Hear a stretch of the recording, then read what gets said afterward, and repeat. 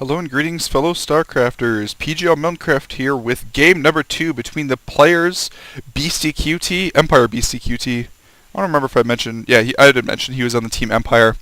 He's over here on the bottom left corner-ish area, and his opponent is going to be Mouz.Morrow, the red Zerg player in the right side of the map. This map is Shattered Temple, a modified version of Lost Temple. And just for a little bit, I will talk about the previous game. Now, I think the major turning point for that game, well, the two major turning points were those two pushes that BeastyQT had after he got really far ahead, killed a lot of drones, and he had that push where he, instead of going straight up into the heart of Mouz.Morrow's base, he decides to kind of hook around and try to take out the third, which actually didn't exist yet. So that was his first problem, is the third didn't exist, so he probably should have scouted that first. I guess he just assumed it existed, but didn't realize how much damage maybe he dealt to Morrow, and that Morrow was not able to get a third quite yet, as he didn't have the resources to be able to do so. And what that allowed Morrow to do was get good positioning for that final attack, as BeastyQT actually wasn't sieged up for that final attack, and then allowed Morrow to clean that up pretty cost effectively. And then it took BeastyQT a while to get another army out, and then Morrow was able to clean that one up. I think that army was actually better split and prepared, but Morrow just had enough forces to be able to take it out that second time. And then the game evolved from there. Certainly BeastyQT could have won it later, but how he lost his major advantage is what I'm focusing on. And that's a general dynamic I've noticed in Terran versus Zergs is an entrenched Terran is pretty difficult to deal with, especially if they are in a tight situation. Looks like we're going for Mastercup.avi here. Ooh, is he? Oh, and he is hatch firsting. Okay, so has he seen it? Oh wow, that is so well placed. It's placed so that if you right-clicked here with a scout in cross positions, you would not see it. Although, and actually probably, I don't know. The scout from down here though, going up there, might see it. So, he is going to see the no gas. He might be thinking 1-Rax fast expand, but it is going to be a Mastercup.avi. Nope, he spots it. Okay, so now he knows it's a Mastercup.avi. His spawning pool is basically just down now, though, so this is going to have a hard time dealing with this. He's going to put a creep tumor or a spine crawler down almost immediately as soon as his spawning pool finishes, and he'll be getting a lot of Zerglings with his minerals. There is a neutral supply depot here, which is going to prevent any sort of walling in from BeastyQT, so he won't be able to do any cute tricks like that, although he could do, like a bunker here, then put the Marines here to kind of give a little miniature wall. Where are the Marines? Okay. So he's not going to stream the Marines across. He's going to wait for a small group of Marines to be able to come across. He does have, 3 SCVs with him right now, and he should be getting a bunker. We do see that Morrow has responded correctly with 8 drones.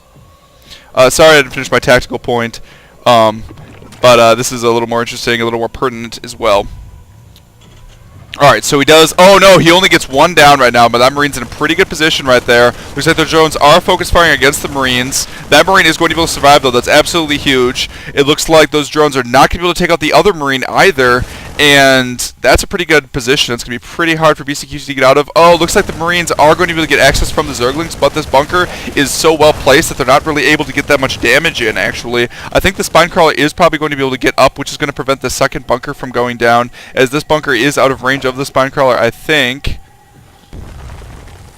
Ooh, he lifts it though. That's really dangerous. He does not have any Zergling. Okay, it's 4 Zerglings now. 6 Zerglings now. Okay, if you don't have any Zerglings though, you got to be really careful about lifting your spine crawlers. And actually looks like BeastyQT is just going to go home. He caused a little bit of damage. We can go ahead and check the units lost tab. Ooh, he caused a lot more than I thought. 275. Wow, okay, so he killed 3 workers and a number of lings as well. So that was pretty good, considering that he only lost 1, either Marine or SCV. I think it was an SCV. Was the only thing that he lost in that. So that was pretty cost effective. His command center is now starting up now. He's getting a third and fourth barracks, and then he'll be getting gas right after those.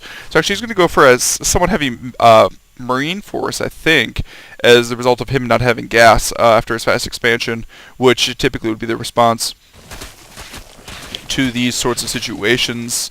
I think Morrow has not gotten his gas either as a result of having to prepare and get so many lings for this attack, and doing all the micro for the attack as well. And actually I think BeastyQT is just going to go for it. He does have a pretty good amount of Marines right there. These Zerglings are going to get off the rocks and get over there. Morrow, I'm not sure Morrow thinks he's going to be able to go in. This attack, it's going to be pretty close. I'm not sure. It could be pretty cost effective for BeastyQT, but if he loses that whole Marine force, it's going to put him just a little bit farther behind, and in fact he is just going to head home. Morrow did not even, actually Morrow had the second spine crawler I totally forgot about.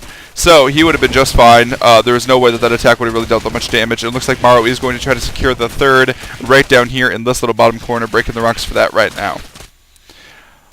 Looks like BeastyQT is going for round number 2. There's an Overlord here just kind of spotting the gas timings, but there are 2 spine crawlers here, which could be decently difficult to deal with. However, this is a lot of Marines, and there aren't that many Zerglings. What is that? 9 Zerglings right there. And they do not have speed, which is very important, because speed, if the Zerglings don't have speed, they are basically worthless. Looks like the SV, already lost 1 Marine. SV taken out as well. And BeastyQT is possibly just going to go ahead and head home.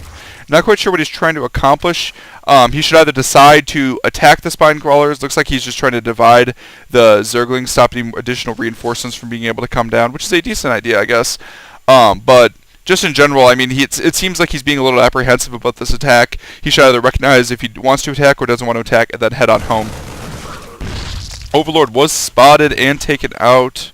I think it was probably marching across. We can go ahead and see exactly what Morrow was able to spot in that base.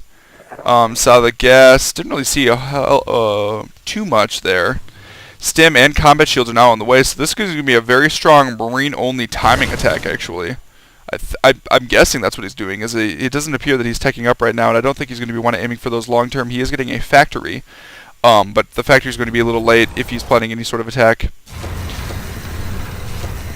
That Zergling dancing around the watchtower right there, eventually deciding to go on in and getting punished for it. And you can see that the Zerglings actually still don't even have speed, so is Stim actually going to finish before speed? So it's going to be very close, actually. If he did have Stim before Zerglings with speed, he could actually probably just destroy everything right here. It would be like the ultimate timing push. But that's not going to be quite possible. Morrow is trying to send more Zerglings up. He's just trying to go ahead and see what he can see, but Zerglings without speed just don't really get that much vision. Speed is going to finish in about 10 seconds, though. He will maybe spot just a little bit. He is going to spot the starport, the reactor, and the factory, and he's going to see the destructible rocks right there as well going down. And it looks like the command center, however, is just starting now for BeastyQT, so he's going to be a little bit late on his third. Morrow's actually throwing around I mean, it's always good to throw around Zerglings around different areas, see if you can see what's going on. However, Morrow's economy is not super strong, I don't think. He does actually have 52 workers, it's pretty good, but he doesn't have his third yet. And so, I mean, you don't want to throw away too many Zerglings, as this is a large Marine force. And wow, that is a really deadly Marine force. I think, oh my god, Morrow might be in a lot of trouble here.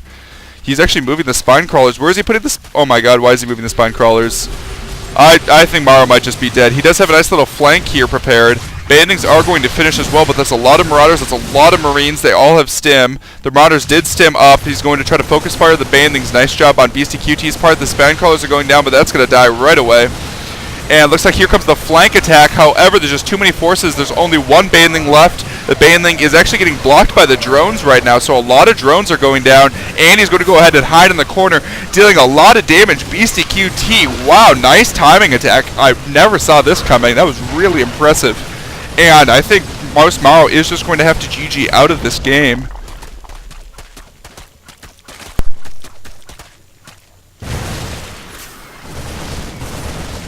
Excuse me, I just had a little bit of cough there. And he was able to snag both of the hatcheries right now, and even if all of these Marines get cleaned up, I don't think that there's any way BeastyQT Morrow will be able to come back in this game. He is now down by 40 supply. That's not going to improve too much. I think he will be able to clean it up between the Broodlings and the Banelings. Yes, indeedy. And actually that Marine almost got a Baneling kill. 1 health, barely surviving. But Morrow is in a lot of trouble. He's going to rebuild the hatcheries almost immediately. But let's take a look at the income tab. He is now down by 9 workers. And BeastyQT, meanwhile, is going to be taking his third base, while Morrow is taking his second base, and it's going to be a gold. And Morrow doesn't even have that big of an army. His army consists of these 4 Banelings and these, 10 Zerglings. And that Zergling who's about to die. So this second wave is actually just going to kill Morrow, and Morrow's just going to actually GG as soon as he sees the composition of the army heading into him. And very nice timing attack. I was very impressed with that timing. I mean, it's very difficult to read that sort of situation as a Terran player, I feel like, in order to know exactly how many forces the Zerg player has and whether or not they can defeat you. But that seems like a pretty good follow-up to a Macarax, as, oh wow, he's getting 3 factories after that, so he's planning on, I don't know, like this gigantic siege tank army or something. So Yeah, I mean, very nice job from BeastyQT. Able to take a big lead there and definitely not lose it, as he was able to deal a lot of damage with both of those pushes. Actually, the Macarex did a pretty good amount of damage as well, as it forced a lot of Zerglings, delayed his gas, and that sort of thing. So, very nice game from both players. And we're going to go ahead and move on to game number 3, the rubber match. This is PGL Minecraft signing off.